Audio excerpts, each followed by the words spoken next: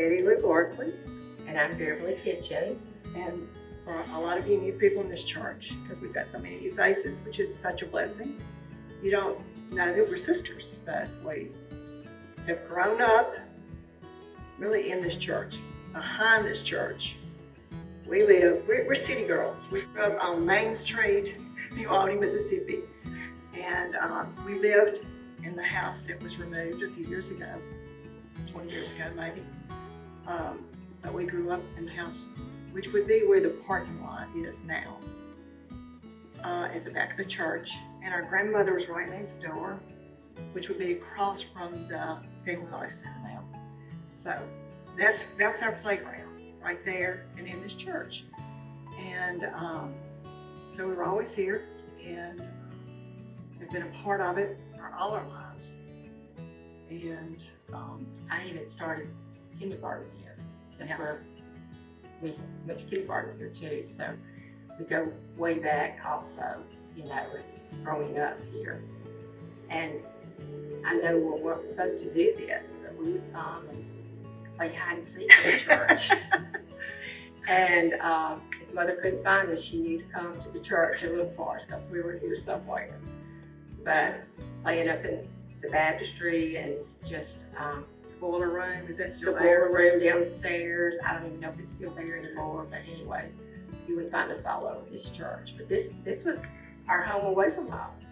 So this has been a part of our lives for so many years. Also, I don't really know, maybe 20 years ago, I was on the 21st Century team. And we had to make a decision about removing those houses. What did we do? Do we buy them and tear them down? What did we do? And that was very difficult, hard decision. Through much prayer, we came to the decision to remove those houses. One is our house was moved across town. Our grandmother's was torn down. But through all that prayer, I realized they would not want anything more than seeing this church expand. I think also about the generations that have gone through this church.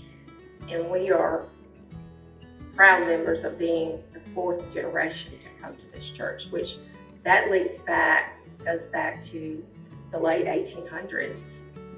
And so now we fast forward to 2025, and this church is still standing and it's still thriving. And I feel like the reason it's doing like this is because we have such a fabulous children's department. We have youth department, Staff, wonderful staff. Awesome staff, and then a newly renovated Family Life Center for us all to enjoy. And now this new project that we're going to take on.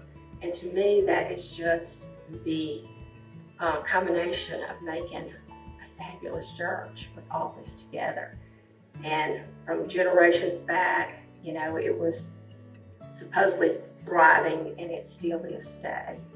And with this new project, it's just going to make it even more fabulous. And also just the unity we have in this church. God has looked on us with favor, He's blessed it, but the unity we have right now is wonderful.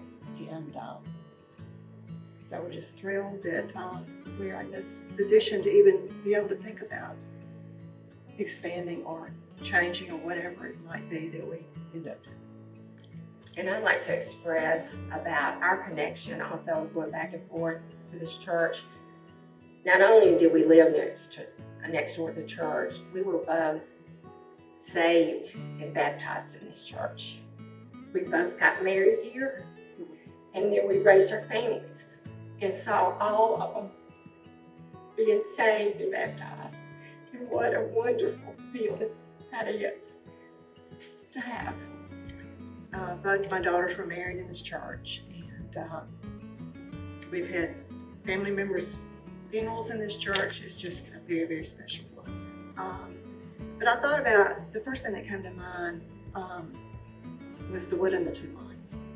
everybody will give a different amount, and it may not be that much. Some people may not be able to give like others will. We know that, but the widow gave everything.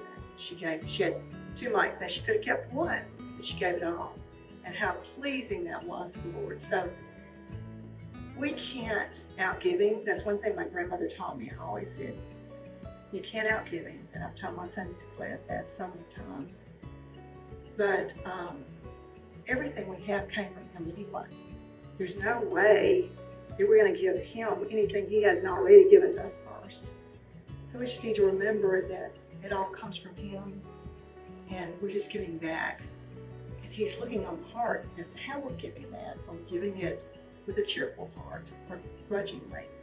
And I pray that we'll all examine our hearts and give more than we think we can.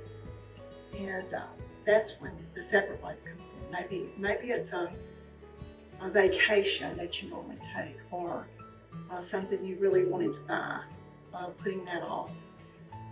How is God speaking to you about giving sacrificially? I feel like that's where that comes in.